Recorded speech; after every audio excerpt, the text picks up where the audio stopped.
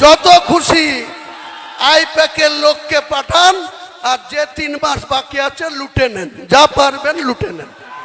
3 মাস পরে আর আপনাদের আইপ্যাকের ডাকে কেউ যাবে না, যাওয়া বন্ধ করে দেবো।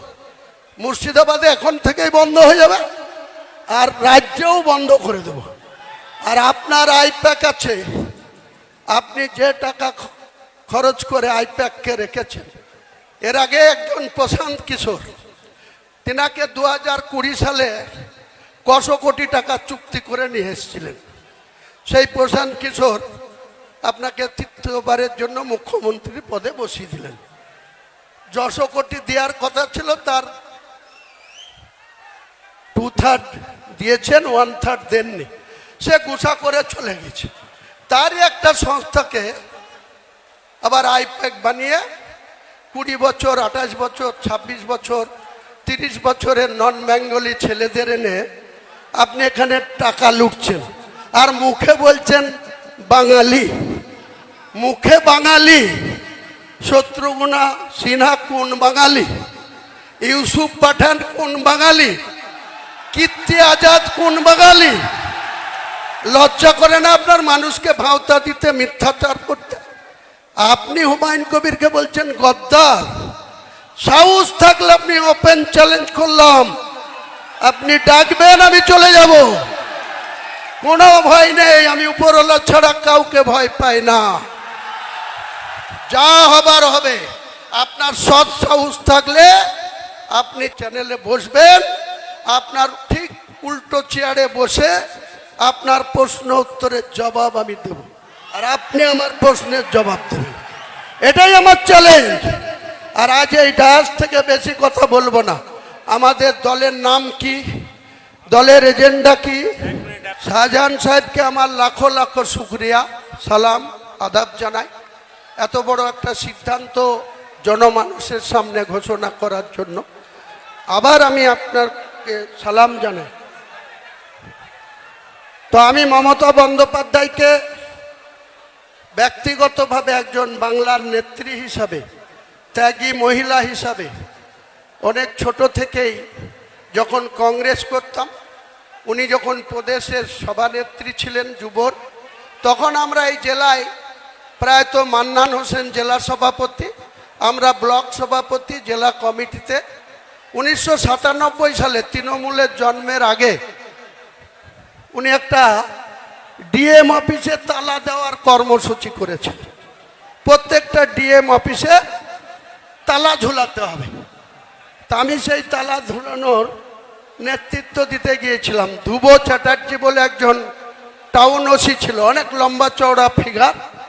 তো আমরা তালা অন্যভাবে পকেটে নিয়ে এবং ফাইল নিয়ে ডিএম অফিসে কাজ আছে বলে ঢুকে আমরা ডিএমকে ভেতরে ছিল, তালা লাগিয়ে দেওয়ার নায়ক হুমায়ুন কবির ছিল। তারপরে বহরমপুর থানা আমাদেরকে অ্যারেস্ট করে নিয়ে গিয়েছিল। আমাদের এমন নেতা মান্নান সাহেব জেলা সভাপতি, আমাদের 47 জনকে যখন অ্যারেস্ট করে পিজন ভ্যানে তুলল, মান্নান সাহেব অমনি ওপারে খাগড়া স্টেশনের বাড়িতে চলে গেল। আমরা সারা দিন না খেয়ে, বেলা 11টায় অ্যারেস্ট হলাম, সারাদিন না খেয়ে বহরমপুর লকআপে। আমার প্রয়াত নেতা, আমার রাজনৈতিক গুরু মির্জাপুরের নুরুল ইসলাম চৌধুরী আর তৎকালীন বহরমপুরের এমএলএ মায়ারানী পাল, তারা রাত্রি 10টার সময় গিয়ে আমাদের জামিন করে নিয়ে আসলো। যত খুশি আইপ্যাকের লোককে পাঠান, আর যে 3 মাস বাকি আছে লুটে নেন, যা পারবেন লুটে নেন। 3 মাস পরে আর আপনাদের আইপ্যাকের ডাকে কেউ যাবে না, যাওয়া বন্ধ করে দেবো। মুর্শিদাবাদে এখন থেকেই বন্ধ হয়ে যাবে, আর রাজ্যেও বন্ধ করে দেব। আর আপনার আইপ্যাক আছে, আপনি যে টাকা খরচ করে আইপ্যাককে রেখেছেন, এর আগে একজন প্রশান্ত কিশোর, তিনাকে 2020 সালে কশো কোটি টাকা চুক্তি করে নিয়ে এসেছিলেন। সেই প্রশান্ত কিশোর আপনাকে তৃতীয়বারের জন্য মুখ্যমন্ত্রী পদে বসিয়ে দিলেন। 100 কোটি দেওয়ার কথা ছিল, তার 2/3 দিয়েছেন, 1/3 দেননি। সে গুছা করে চলে গেছে। তারই একটা সংস্থাকে আবার আইপ্যাক বানিয়ে 20 বছর 28 বছর 26 বছর 30 বছরের নন বেঙ্গলি ছেলেদের এনে আপনি এখানে টাকা লুটছেন, আর মুখে বলছেন বাঙালি। মুখে বাঙালি। শত্রুঘ্না সিনহা কোন বাঙালি? ইউসুফ পাঠান কোন বাঙালি? কীর্তি আজাদ কোন বাঙালি? লজ্জা করে না আপনার মানুষকে ভাওতা দিতে, মিথ্যাচার করতে? আপনি হুমায়ুন কবিরকে বলছেন গদ্দার। সাহস থাকলে আপনি ওপেন চ্যালেঞ্জ করলাম, আপনি ডাকবেন, আমি চলে যাব, কোনো ভয় নেই। আমি উপরওয়ালা ছাড়া কাউকে ভয় পাই না। যা হবার হবে। আপনার সৎ সাহস থাকলে আপনি চ্যানেলে বসবেন, আপনার ঠিক উল্টো চেয়ারে বসে আপনার প্রশ্ন উত্তরের জবাব আমি দেব, আর আপনি আমার প্রশ্নের জবাব দেবেন। এটাই আমার চ্যালেঞ্জ। আর আজ এই ডায়াস থেকে বেশি কথা বলবো না। আমাদের দলের নাম কি, দলের এজেন্ডা কি? শাহজাহান সাহেবকে আমার লাখো লাখো শুকরিয়া, সালাম, আদাব জানাই এত বড় একটা সিদ্ধান্ত জনমানুষের সামনে ঘোষণা করার জন্য। আবার আমি আপনাকে সালাম জানাই।